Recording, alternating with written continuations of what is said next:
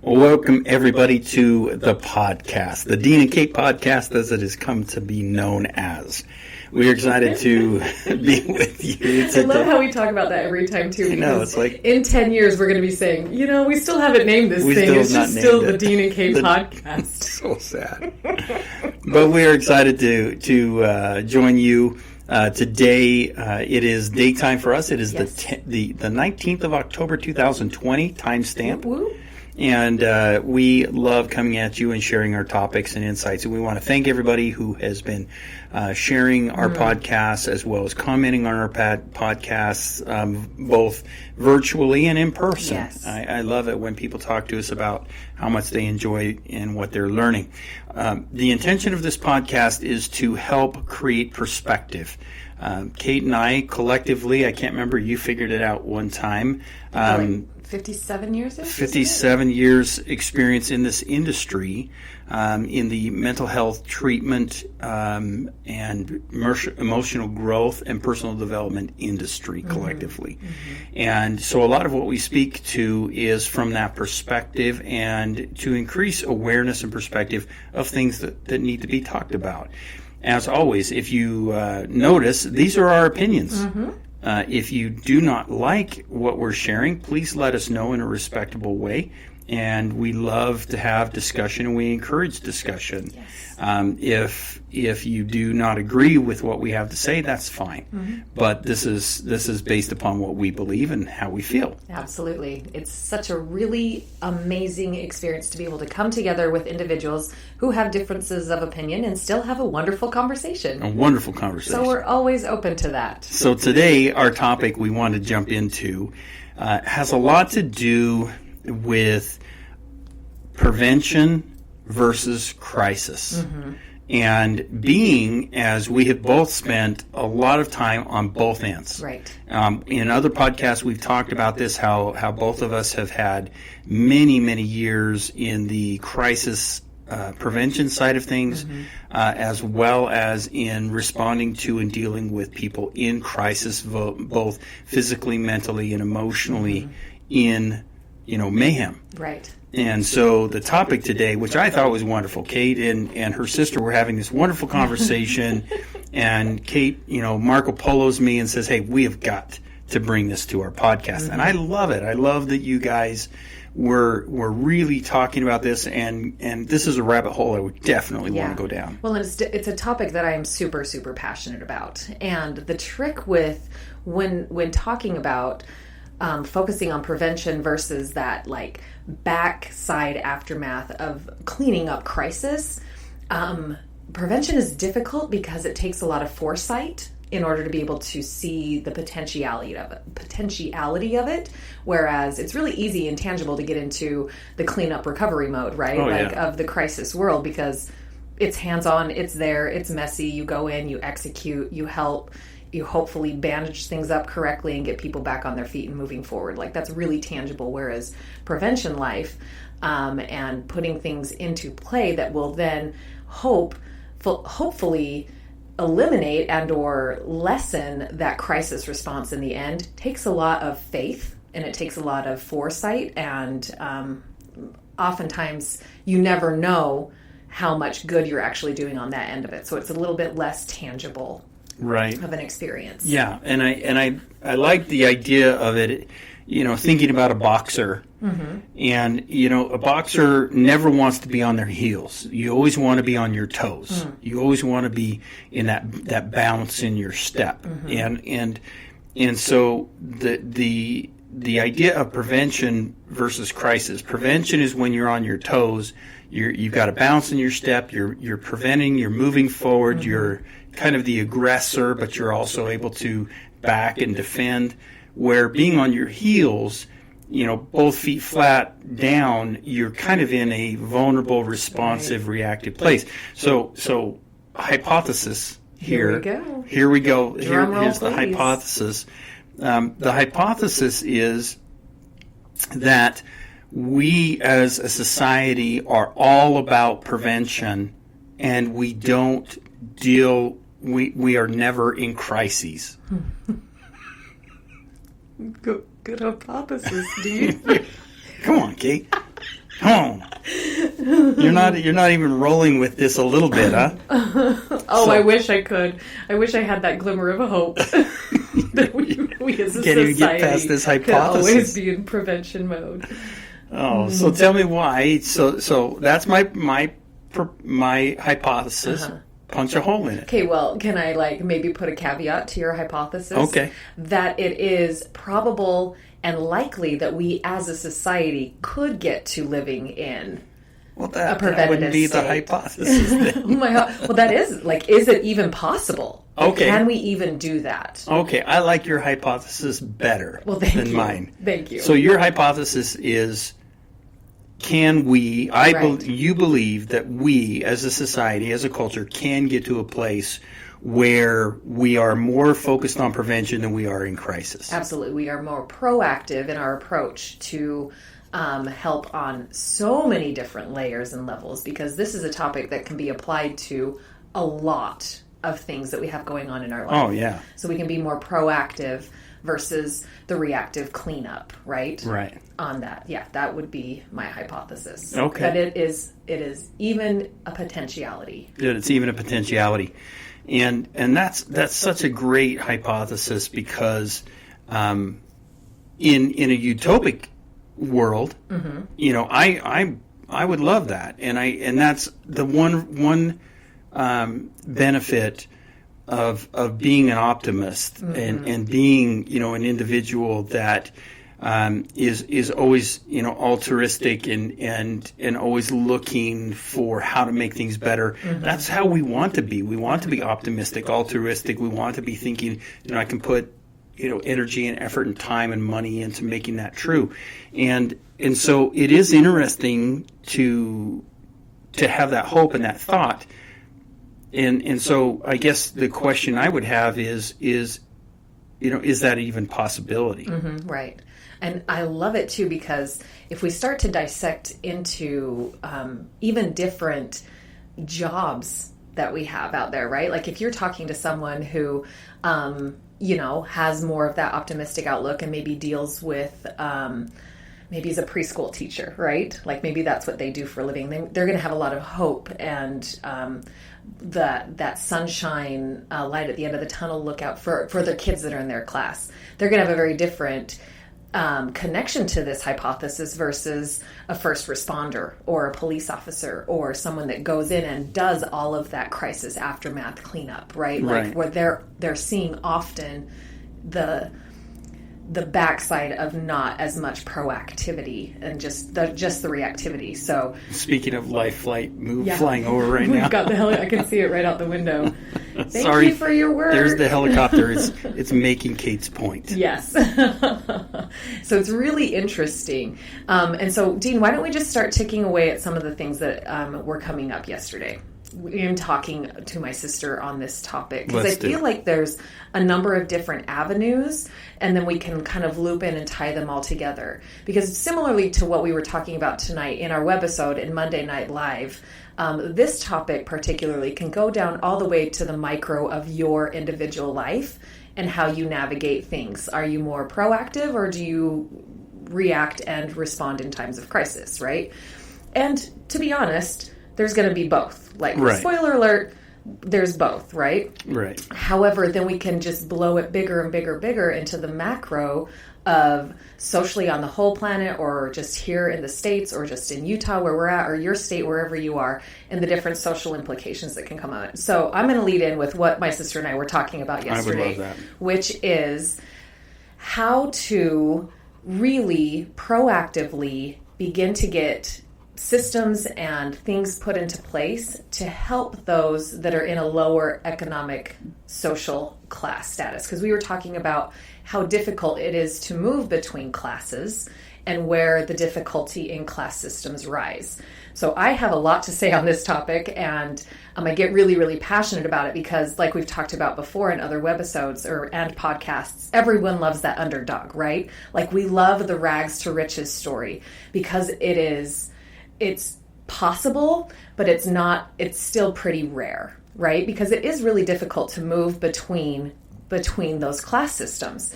And I'm going to say this publicly, regardless of race, I think that if you're born into a lower I can never say this word right, economic class state, then it's regardless of your race or gender or any of those kinds of things, it's difficult to move through. It takes a lot of gumption and forward motion. However, if we had more preventative things in place in maybe like inner city worlds and things like that, then who knows the potentiality on the outside of that about how much more forward motion would happen in society, right?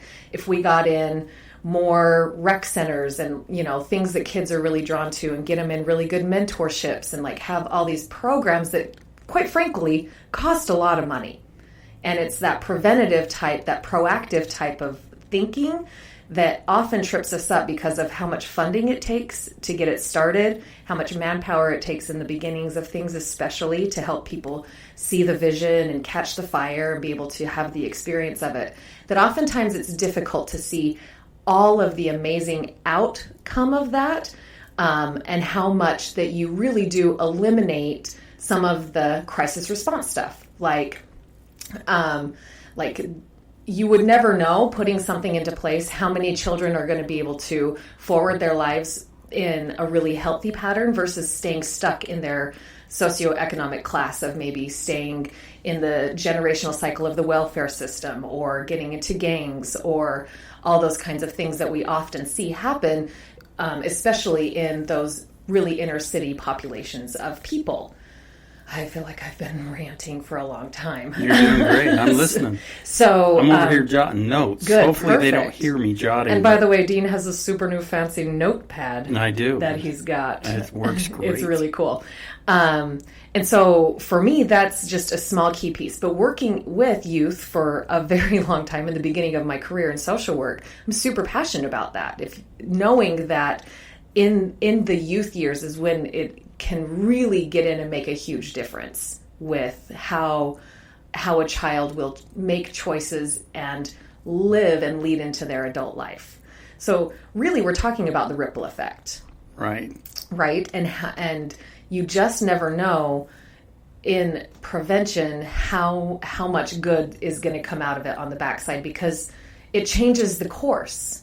Right. And so instead of a person staying, and we've talked and debunked about how our lives aren't on rails, and we've had really a lot of amazing podcasts about how you can really be the master of your own ship and take charge of your life and be the creator, the amazing creator that you are. So this is still just in that same topic, but talking more socially, right? As a people, how do we do that? How do we get people on board with this kind of thinking instead of just the same old structure that we have in place that really is more reactive than proactive. Right. Mm-hmm.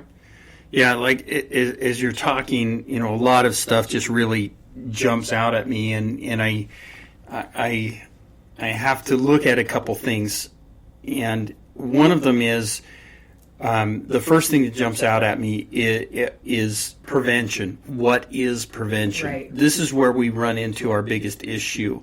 And this is where I feel like I've been beating my head against the wall for 30 years, is that the prevention versus reality prevention. And, you know, it's interesting. When I first started out my career back in 1990, I was working on the front lines. I mean, you're dealing with, as we've talked about in other podcasts, you're in the thick of it. You are, in a lot of ways, you are a first responder. You are, you know, the you know, so many different levels. And so in your mind, you have an idea of what prevention would look like.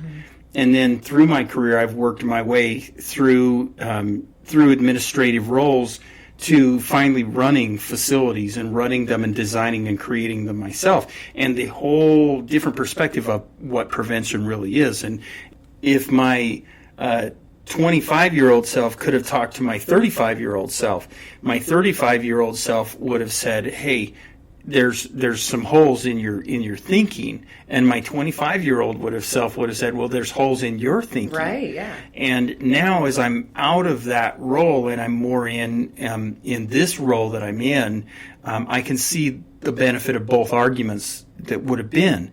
And what I'm recognizing is a couple things. Number one is prevention is a fluid thing.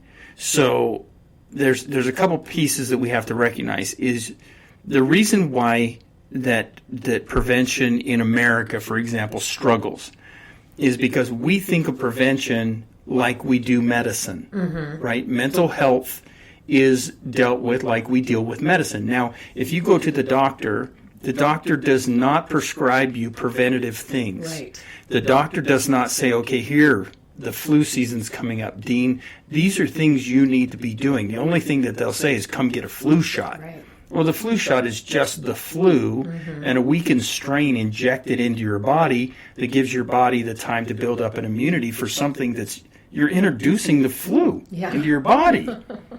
So Eastern medicine is different. Eastern medicine is all very holistic. Eastern medicine is all about prevention. Right. We're going to eat healthy food. We're going to eat live food. So we're going to eat food that still is alive, in other words. So we're eating greens. We're eating plants. We're eating, healthy things. Right. If we are harvesting meat, we are harvesting meat and immediately consuming that meat while it still is carrying a lot of nutrients in it. And so we're doing a lot with nutrition. We're also doing a lot with mindfulness in the Eastern philosophy. We're doing a lot with meditation and mindfulness. And we're doing a lot with spirituality and the education of spirituality, not in a fear-based, judgmental, guilt and shame-riddled society, Right. but more in an openness to understanding society. So this is more of the preventative piece. Well, we don't do that in America. Right. Here in America, it's like, oh, you have an ache in your shoulder, let me give you a cortisone shot, Right. or let me give you some Lortab. Let's not find out what's going on inside. Right. And if we do find out what's going on inside, well, okay, let's do a surgery and let's try and repair it.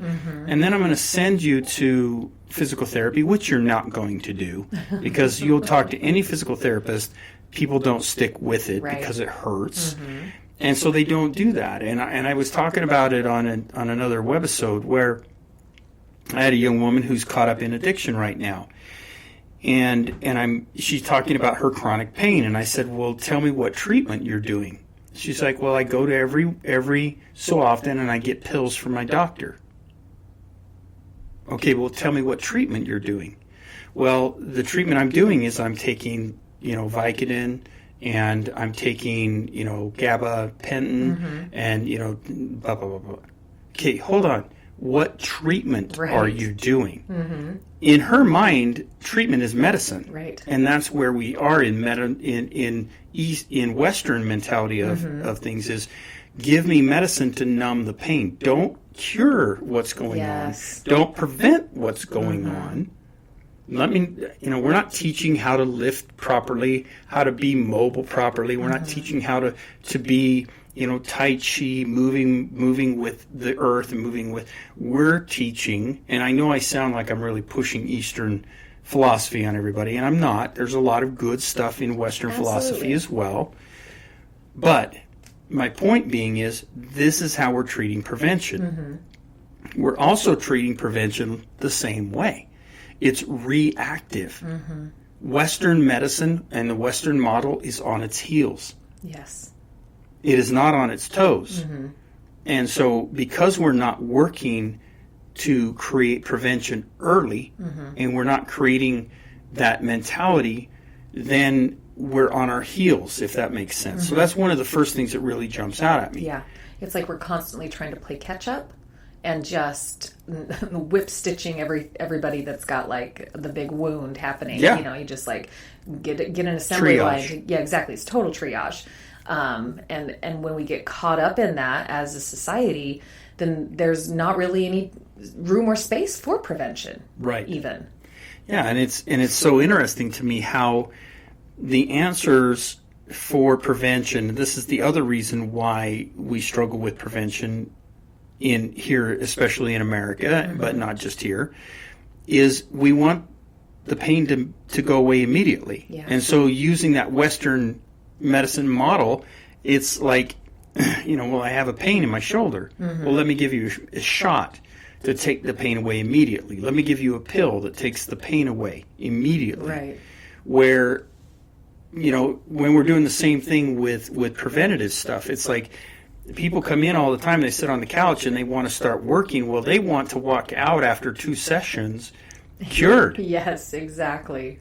And they're like, I have to come back? Well, yeah, we're working to create prevention for future issues. Yeah, you're out of immediate discomfort, but if you don't stick with it, then you're just going to be back in here again. And inevitably people are back in here again because we're not creating all the prevention that needs to be done. Right. So that led me to the second thing that came to my mind.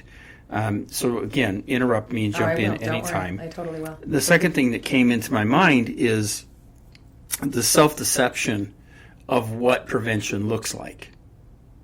And I think a lot of times people are looking for solutions, but yet they're looking outside of themselves for solutions, and then they're believing that that's what they should be doing. For example, so you're talking in the micro, in their personal lives. Yeah, like in their personal life, to create prevention, they're looking at society for the answer. Right. They want society to tell them how. So one of the things that I get really concerned about, for example, in prevention with parents, a lot of times we get kids in here that are stressed out of their minds, and they're full of stress and anxiety. Yeah. And the parents are coming in and they're like, man, we are doing everything we can to help this child. I have them enrolled in this, and I have them enrolled in that, and they're playing this, and they're participating in this sport, and they're participating in this. And, I just don't know what to do. I don't know what else to do. And the first thing that comes to my mind is maybe unenroll them right. out of a lot of what they're doing. Maybe eliminate the things that are causing them stress and anxiety. It's like I've had athletes that I coached in water polo that were in programs to get them graduated from college with an associate's degree when they graduated from high school at the same time, right? We think this is an amazing program. People are like, oh, it's so awesome. It gives them a foothold. And those athletes were so stressed out of their minds that they were literally ill, physically ill. But a lot of them were physically ill because they could not manage all of the stress. But parents are thinking, well, I'm preventing them from. Right. And that's the self-deception piece, is we look outside and think, well, what are they doing? What are they doing? What are they doing? I should be doing those things. Yes. And so then we over-enroll and over-engage. And so that's where the self-deception piece comes in. Yeah, I really, really like that, talking about individually in our lives how we really do set ourselves up for more crisis management in that idea of being proactive in our life, right? Like that's an interesting consequence to overdoing that, to overstepping in order to be more, quote, proactive in our life and not as reactive. Isn't it cause interesting? More experiences to have to react to. Right. And parents are, they're baffled. Yeah. I don't know why my child is so stressed. I don't know why I'm so stressed out. Right. I don't know. And so, this is a prevention issue.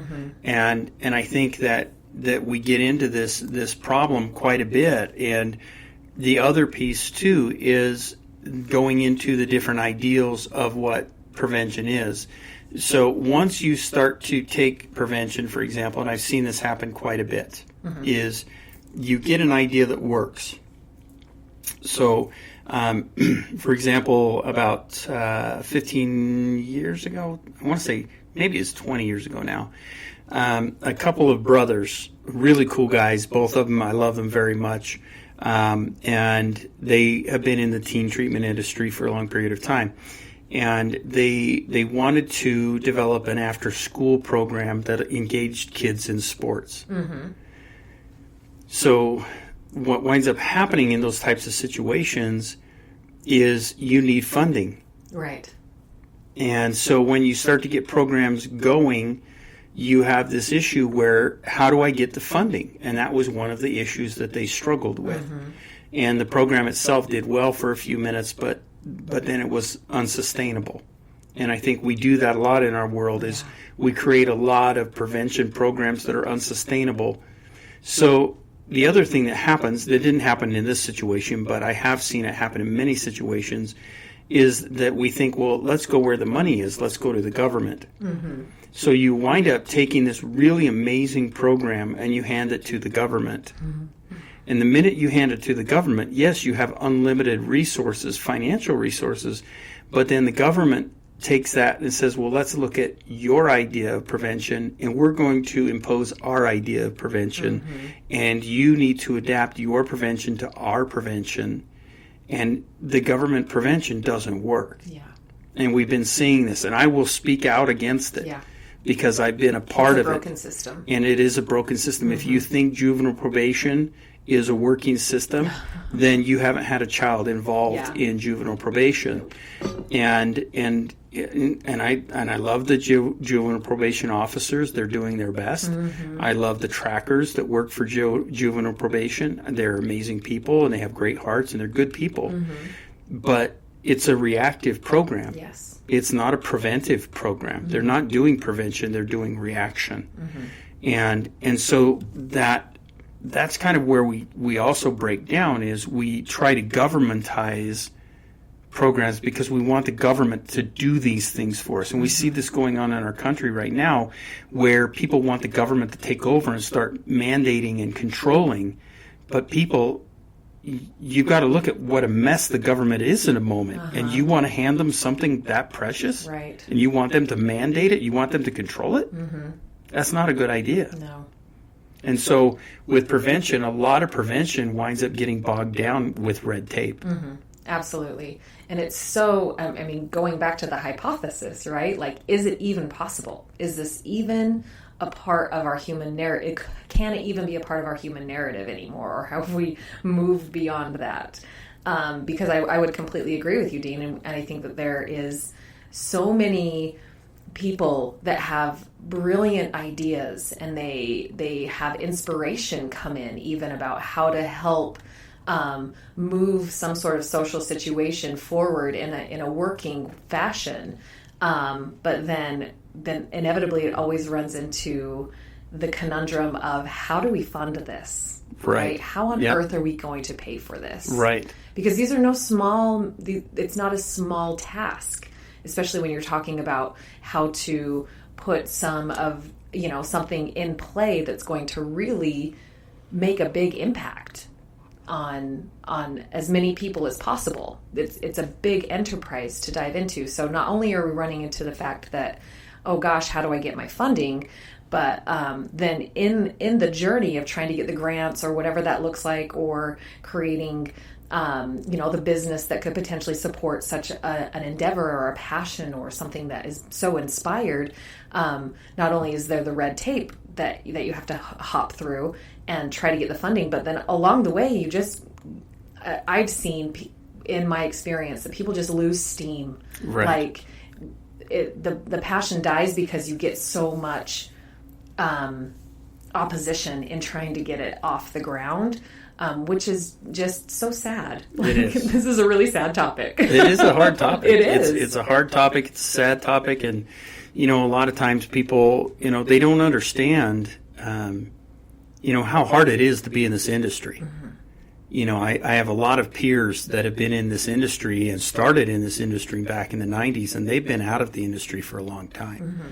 And it's because there's a burnout. Yeah. We our industry is a high burnout rate of industry, and a lot of it's because of this very thing. Mm-hmm.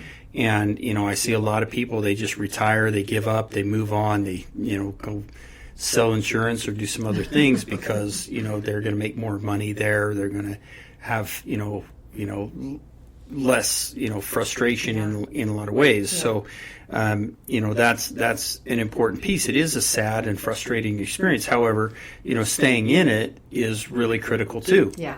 Because the longer that I've been in it, the more influence I have now. Mm-hmm. Where, if I had ducked out when I wanted to, let's be honest. There have been several times, 10 years ago, I was ready to be done. Mm-hmm. Hitting the 20-year mark, I was ready to dip out.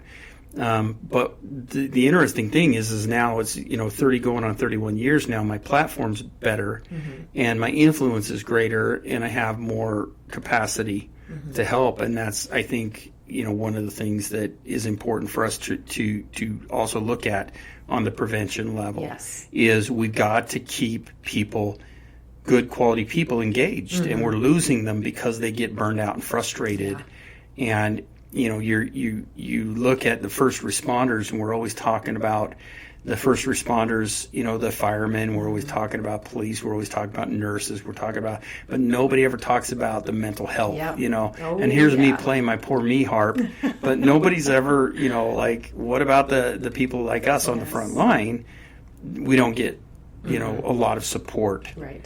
But I want to dip back into, some solutions that we can really lean into.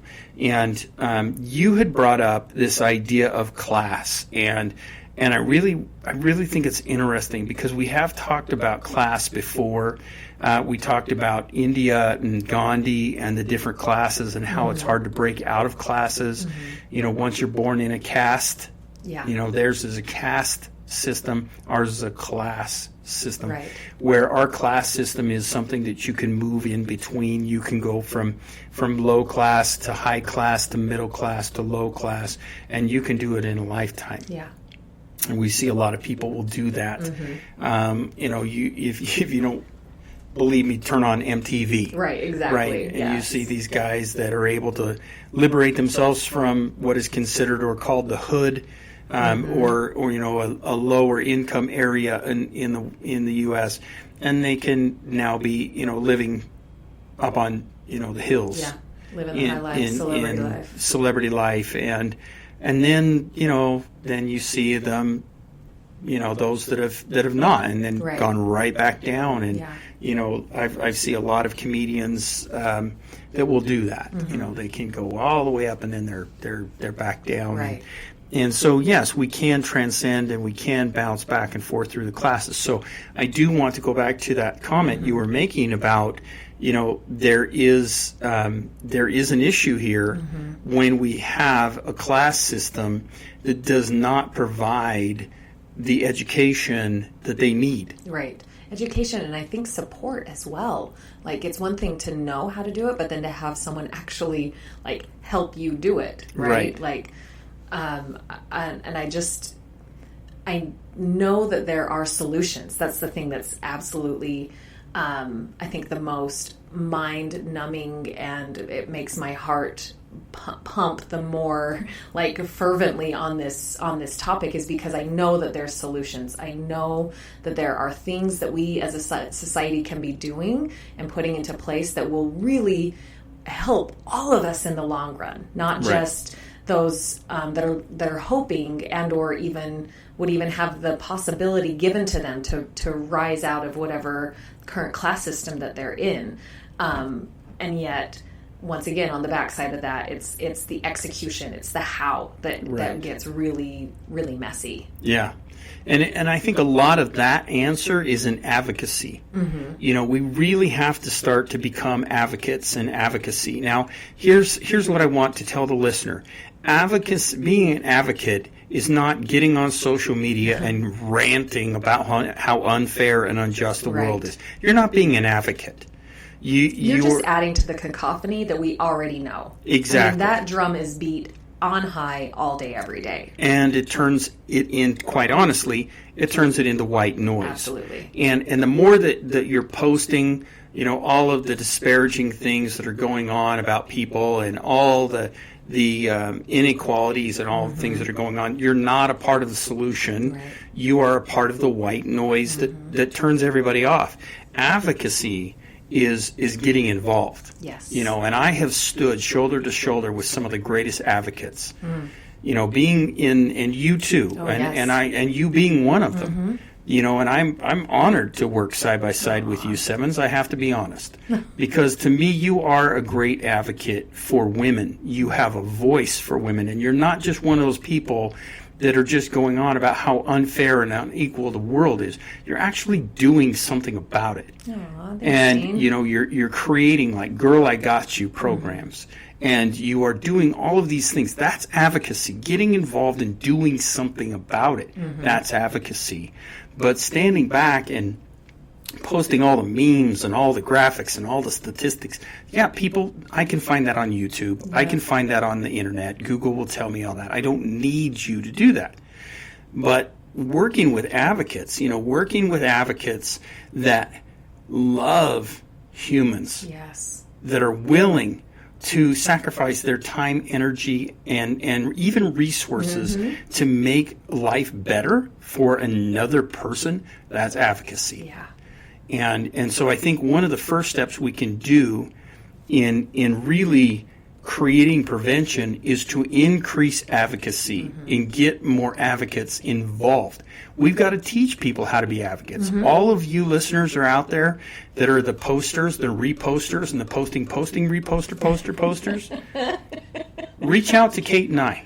We will help you get involved. Yes. We will help you find your niche to become an advocate, not a white noisist. Yeah, and I think that's another really cool part about like you were saying, like your platform is different now, right? Because you stuck through those hard years of, man, this is really, really heavy stuff. I'd rather just dip, and you made it through, and so then you've created a bigger platform in order to be able to help people. So I love that you just shouted that out, because the platform that has been created and the connections that have been made and the capacity to really actually move into advocacy, we would love to help you do that, because quite honestly, we're only two humans. And some of these projects are bigger than us. And there's a lot of us out there. There's some amazing men and women and children out there that are working very, very hard to become advocates and to get involved and to be engaged. How inspiring are those billboards that you see? I know you just went up to Salt Lake City over the weekend, right? Right. And I travel up there, semi-frequently, and to see those billboards that are, talk about the children advocates, the kids that get in and see a need and they step in to help fulfill that need, right? Like, think about the cute billboard with the little African-American cute boy with his cute afro, and how many thousands of people he's helped feed, and he's like 11. And I'm just like, it's just so inspiring to me, because that's what we need. I'm totally on board with you here. We need actual advocacy, actual action steps forward. Yes. And people need to be, taught, what to do. And, the metaphor I like to use is you have this big flash flood coming, right? And it's coming down and it's overspilling its banks. And you have the people that are screaming, there's a flood, there's a flood, there's a flood, and they're taking pictures of the flood, and they're videoing and Snapchatting the flood, and they're saying, hey, people, there's a flood. We got to do something about this flood. And then you've got the other people that are filling sandbags. Yep. And you have other people that are putting sandbags on the banks. Higher ground. Yeah, and they're getting elderly to the higher ground. And none of them are saying anything. They just are doing the work. Amen. And that's the metaphor that I want people to kind of see is, okay, well, where are the sandbags? Where is the people that need to be mobilized? Where is the bank that needs to be reinforced? That's advocacy. Yes. Standing around yelling at people that there's a flood coming does not change anything. It makes it harder for those that are filling the holes. It makes it harder for those of us that are sandbagging. It makes it harder for those of us that are trying to make a change to make a change. Right. Absolutely. And I just even like so many memories of working in crisis and being at a crisis location where something has gone down, and you've got those of us in response that are like working the situation, and then you've got the ones in hysteria. Yeah. Then you've got the people and the looky-loos and the people kind of trying to get involved that don't need to be in. Yeah. Or, the mom that's like just spinning out of control because of what's going on with her child, and like how much extra effort it takes to go and set that person down and help them get under control when you could still be making more progress with sandbags, right? Like those that are, you know, in your analogy, videoing and shouting, "Hey, we need to do this." Like you're causing more crisis to manage instead of like you're taking away manpower from the advocacy in managing that. And there's also so we're not in prevention at this point. No. You know, and that's the problem. Now, granted, I do agree that there is some, using the metaphor, I do agree that there is some help with people upstream yelling, "Hey, there's a flood coming." Yes. But we don't need 7,000 people doing it. 700. And, you know, or seven. You know, all I need is one person. Tell me a flood's coming. But that's one of them. Advocacy and getting people engaged. That's another. I think that's one of the key pieces of prevention. I completely agree. If not the most key piece to prevention, because it's also the advocates that light the fire, right? Yeah. They're the ones that can really help you see the benefit and really stir your heart into joining the cause, right? You know, and then that's how you get to a place where you can really make some forward motion with things, right? We've talked about like all the ways that we get tripped up with red tape, or you know, not enough money, or you know, the years that it could take to get programs off the ground and all those kinds of things. Well, it's advocates that actually make that happen, right? It's keeping that passion alive that creates the change agent. And so you to apply that to you in your life, like hopefully you, listener, are along the journey with us, and I will speak for ourselves, of becoming your biggest advocate, right? Being self-interested in self-advocacy is critical. It's critical. Yes. In your ability to stay proactive in your life and preventative in your life versus getting back on your heels and being in reaction status and just managing crisis all the time. Yeah, absolutely. And I think that's another piece that we struggle with in our you know, we talked about in our live tonight, our webisode, you know, this all or nothing mentality. Right. And we're talking about you've got to be doing your own prevention, you know, and I don't want to belabor this, but I think it's really important, is using the metaphor of the flood. First of all, people learn how to swim. Yes. Second of all, learn how to sandbag. Third of all, learn where the banks are weak and soft, and fourth is learn who needs to be mobilized. So, you know, these are all metaphorical, but you can take those and apply those to you, like, you know, which leads me to my other solution, which is education. Yes. And, you know, this is one of the things that say what you will about LeBron James. I'm a big fan, period.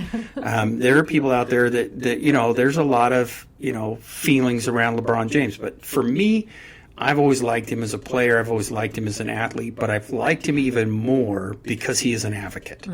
This is a man that knows that there are certain classes that don't have educational access or access to education. And so he's gone out and started schools, and he's educated 200 plus. That's incredible. I might be misquoting that. Forgive me, people. That may not be accurate. If you want to go find the actual stats and let us know, that's okay. Yeah, and I don't have the time. We can give you grace, Dean, to take a stab at how many people he's I'm helped. taking a stab. Yeah, we're just, you know. But I know that he is literally, you know, working hard to educate and create a school where everybody has access to education, especially the kids that are in the inner cities and the classes that don't have access to education. We have to educate. Number one, we've got to educate ourselves. Number two, we've got to create education for others. Because, you know, you can talk all day along to somebody, and I hear it, I see it in our industry. I had a therapist come to me about 10 years ago, and one of the one of the high schools here had a suicide, and she came to me and she's like, "We need to be teaching these kids coping skills." And I'm like, "Yeah, we do." Yeah. And I'm like, "So what coping skills would you teach?" And she's like, I don't know, but we need to be teaching them. We need to be teaching coping skills. You need to design something to teach them some coping skills. I'm like, start naming off some coping skills like these. And she's like, yeah, just like those. And I'm thinking to myself, shouldn't you know these coping skills? Right. So, of course, I wrote the book about it. But the point being is, I hear it over and over and over. You need coping skills. You need coping skills. High school counselors say it to parents, but nobody's teaching coping skills. Right, like actually they're just breaking telling them down. what they need. It's like, you need to sandbag. Yeah. Go figure it out. Go find a sandbag. Go find a shovel. Go find some sand. But you need a sandbag. Well, that's not helping. You need to educate yourself so you can teach coping skills. And if you are a person that should be teaching coping skills, then educate yourself on what they are. Right. Absolutely. And then, I love that we're bringing this back to ourselves, right? So I love that you brought up, like, not only do you need to know, that the flood is coming and be aware and be preventative of it, but then also I love that you brought up the weaknesses in the banks, right? Yeah. Like, know what parts of you are particularly susceptible to the flood. Yeah. And then this brings in kind of that piece that we touched on a little bit in the beginning, in the fact that, welcome to being human. You're not always going to be perfect at this, which we talked about with the all or nothing thinking tonight in our live as well, right? So if sometimes you get into reactive and life just sideswipes you with something and just, totally clocks you from a different side and you weren't quite ready for it, then you're going to react and you're going to be in crisis management for a while.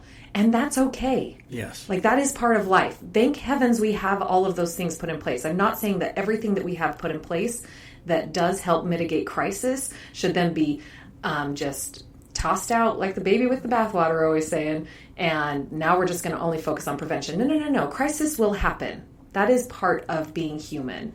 However, knowing where you're more susceptible to crisis, where your banks are weak, gives you that opportunity to help fortify. Yeah. And that's the proactive part in it for yourself as well as for your family, your city, your state, your country, your world. That's how it rolls. And that leads me to my next one. Perfect. This is a great segue. Yeah. And the next one is openness. Yeah. We have to stop treating mental health issues and crises with shame. Right. We shame it. Like, I can't tell you how many times I hear people like, oh, that person's so bipolar. That's a bipolar. They're just bipolar. Why are you acting so bipolar? Why They're such a narcissist. They're such a narcissist. Like all of these terms that they're shaming people with mental health diagnoses. And they're like, Are you a psychiatrist? Are you yourself a psychiatrist? Right. Then you should not be diagnosing people. Yeah. And you should not be self-diagnosing yourself. Amen. I can't tell you how many times people are like, oh, I'm so bipolar right now. It's like, why are you shaming yourself? Why are you using it like that? Why are you using it in a space of shame? The more we shame mental illness, the more we shame mental health, the more we shame getting help, then the less we're going to be preventing. The more we're going to be reacting.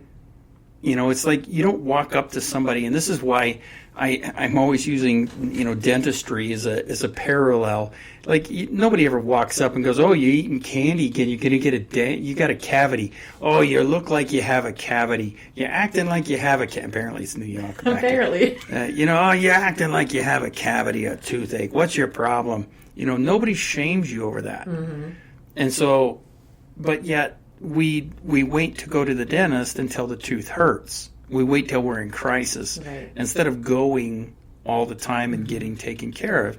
Like we talked about in other webisodes and podcasts, is really you should be doing a mental health check once a year minimum. Minimum. You should be seeing a therapist or a counselor or a life coach, a minimum of once a year minimum check-in. Right. And this is not just having a nice, good conversation with your girlfriends. That's not your life coach. That's not your therapist. Yeah, exactly. Going to someone who has training, who has experience, who would know how to help you navigate what's going on with you and help Right. help you really learn to understand you more. Right. Yeah. Yeah. Because I know that that's something that I hear a lot, like, oh, I'm good. I've got, me and my best friend, we go walking and we can just hash everything out. Well, sure, you can change the world on a 3.5 mile walk. I love it.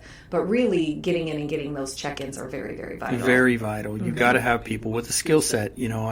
I've heard people, my dog is my life coach. Right, yeah. Or my dog is my therapist, or my mom's my therapist. And it's like, well, those are great support systems. Absolutely. There's a difference between a support system and a professional.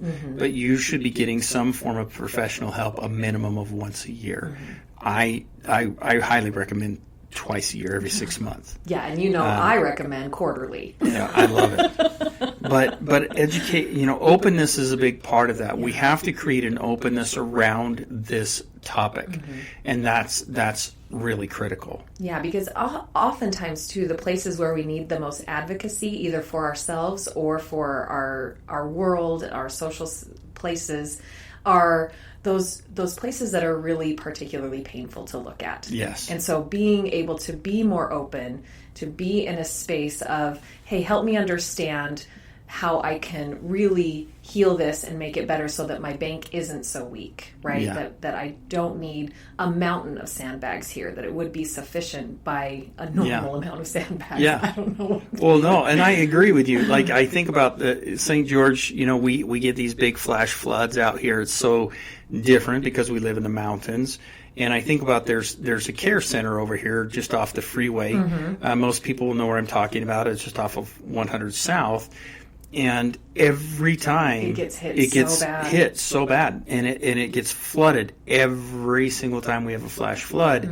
And knowing that, there should be some preventative stuff being done, but there's not. There needs to be some type of a supportive or retaining wall or some type of irrigation that should be being done that would be simple and mitigating the issue, but it's not. Right. And I feel like that's such a metaphor for our world right now. Yes. It's like, no, we'll wait till the next flood and then we'll just mop it all up.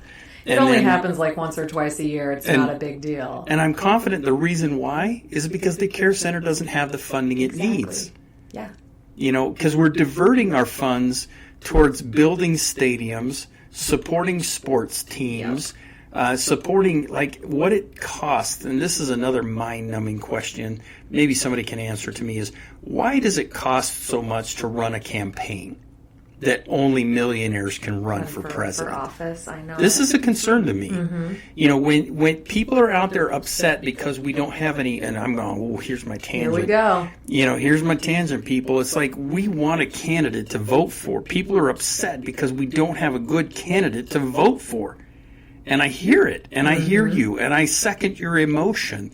But the reality is, people, is because the system that we've set up is you have to be a millionaire or a billionaire in order to run for office today, because we're diverting all of our funds towards these types of things. And it's not healthy for us. It's not working for us. So, again, it's such a great metaphor. But I have one more solution thing when you're ready for it. Go. I love it. Parents come in and sit down with me, and they've got a 7-year-old that's acting out, let's say, or a younger child, and they'll come in and they'll work with me, and they'll be like, okay, but I just really feel like I need to get my kid to a therapist.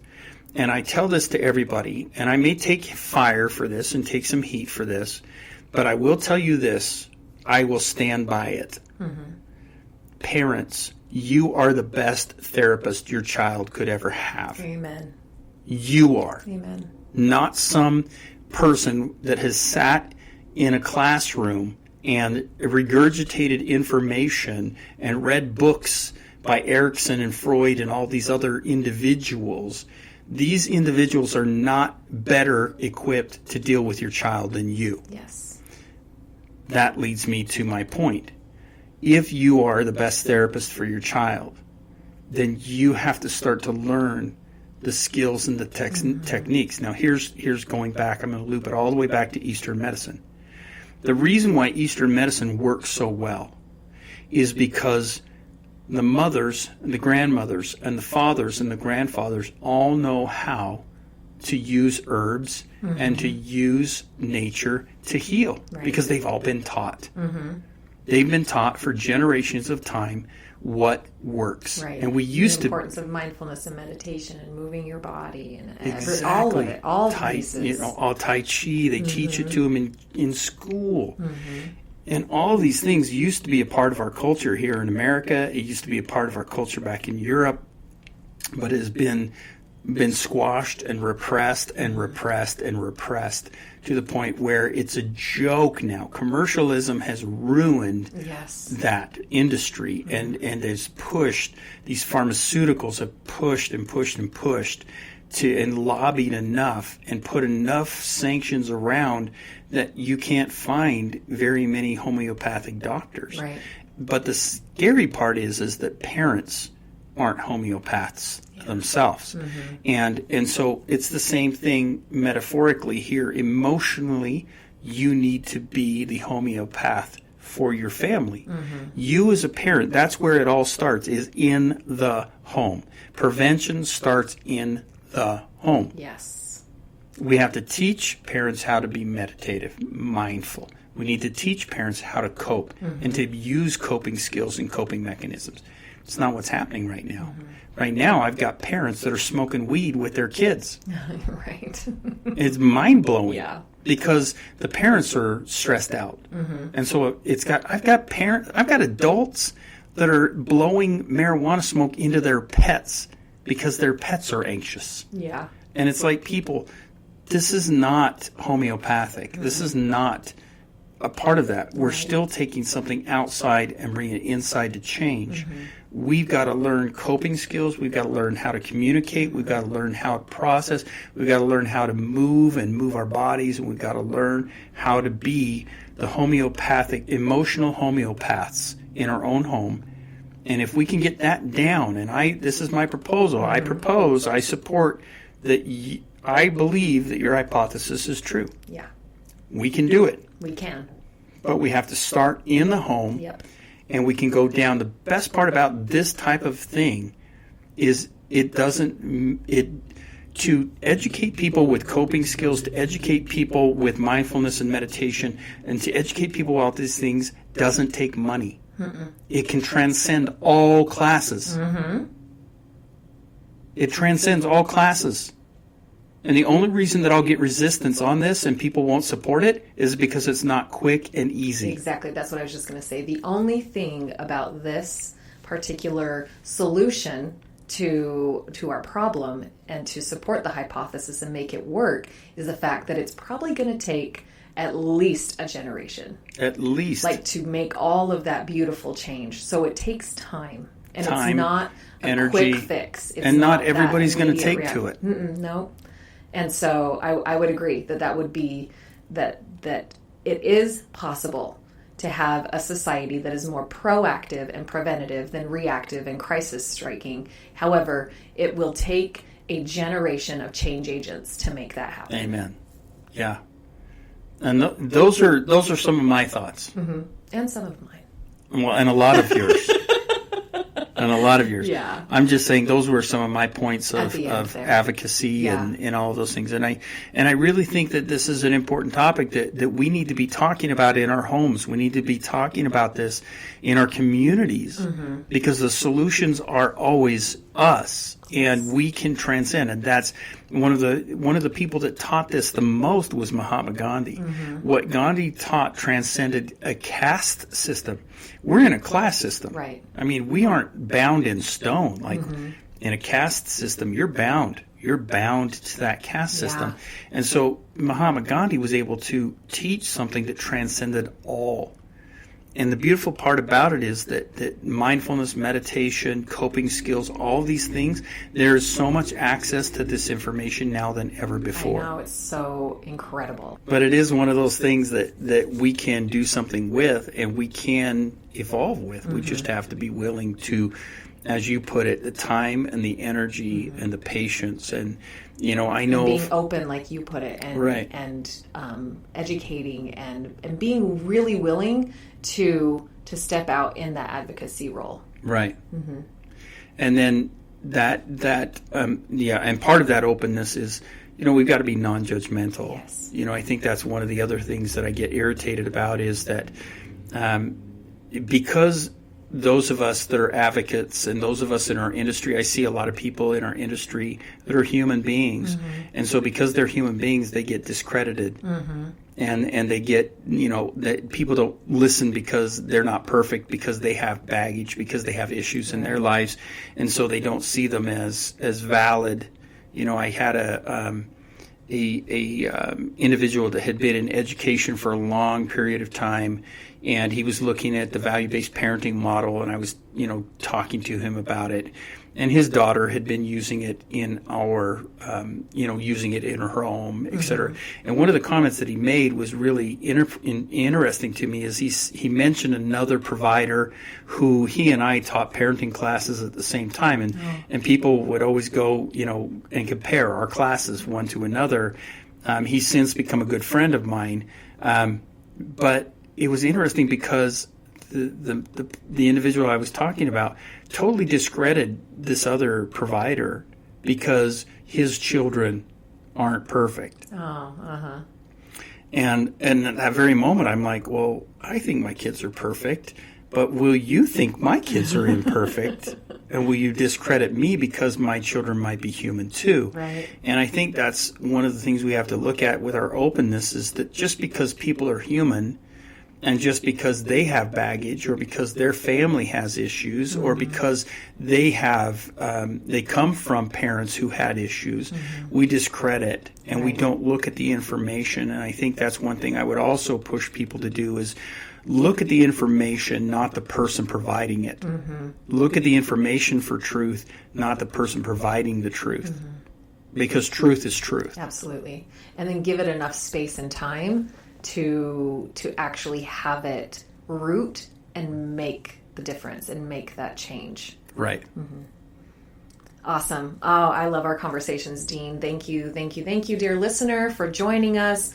And hopefully we've been able to talk about some things that have maybe stirred some advocacy in your heart. Yes. To get out there and at least in the most beautiful space that you have the opportunity to be a fierce advocate with yourself and with your family. And we will get you next time that we're hanging out together on the podcast with Dean and Kate. Once again, we're always so grateful for likes and shares to help us get this message out and share the love as much as we can. We really, really appreciate you guys, and we will chat at you later.